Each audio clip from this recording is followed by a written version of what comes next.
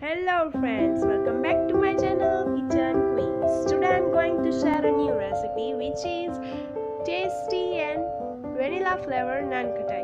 So let's be start. પણ શરૂ કરતા પહેલા જો તમે મારી ચેનલ પર નવા છો તો મારી ચેનલને સબસ્ક્રાઇબ કરવાનું ભૂલશો નહીં. આપણે અહીં 1/2 કપ ઘી એક બાઉલમાં લઈશું. મેં અહીં ઘરનું જ ઘીનો ઉપયોગ કર્યો છે.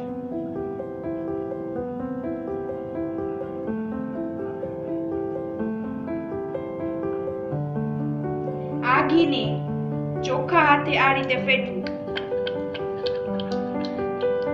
આ મેથડ નાનખટાઈને પરફેક્ટ બનાવવા માટે ખૂબ જ ઉપયોગી છે. જ્યાં સુધી આ ઘીનો કલર ચેન્જ ન થાય ત્યાં સુધી સતત ફેટતા રહેવું. જોઈ શકો છો સતત આ ઘીને 5 મિનિટ ફેટ્યા બાદ આ ઘીનો કલર ચેન્જ થઈ ગયો છે. હવે આપણે તેમાં 1 કપ જેટલી પાવડર સુગર એડ કરીશું.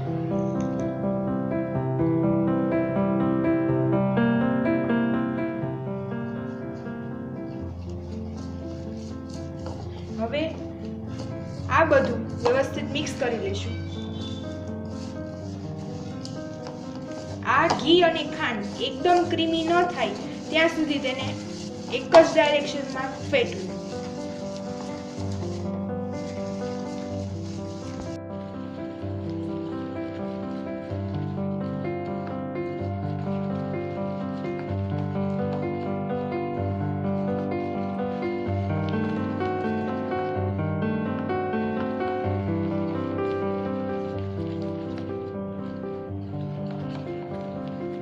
તમે જોઈ શકો છો ઘી અને ખાંડને સતત 5 મિનિટ ફેટ્યા બાદ એકદમ ક્રીમી થઈ ગયું છે. તમે જોઈ શકો છો. હવે આપણે તેમાં 1 પિંચ જેટલો ખાવાનો સોડા એડ કરીશું અને તેને વ્યવસ્થિત મિક્સ કરી દઈશું.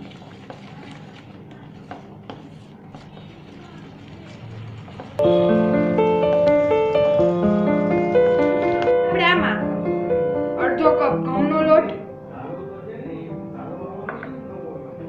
અને 1 કપ જેટલો મેંદાનો લોટ એડ કરીશું.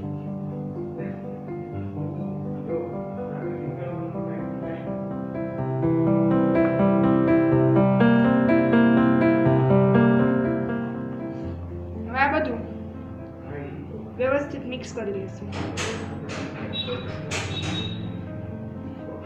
હવે આપણે આમાં 1 ટેબલસ્પૂન જેટલો વેનીલા એસેન્સ એડ કરીશું જેથી નાનખટાઈનો ટેસ્ટ ખૂબ જ સરસ આવે છે.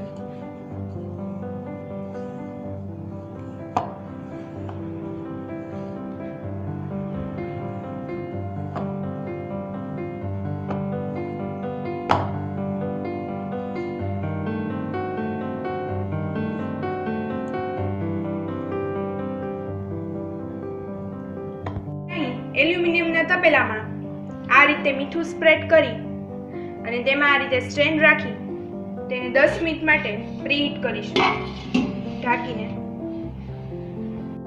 પ્રીહીટ થાય ત્યાં સુધીમાં આપણે એક ટીનમાં ઘી અને મેંદાનું ડસ્ટિંગ કરી લઈશું.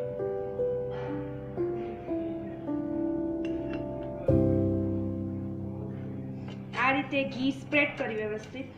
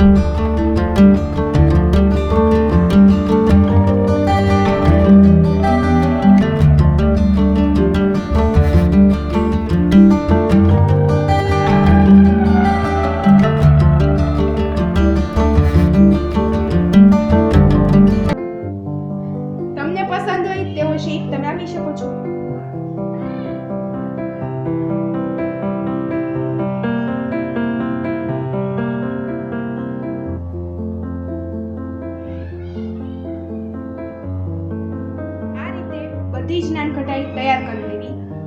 હવે આપણે તેને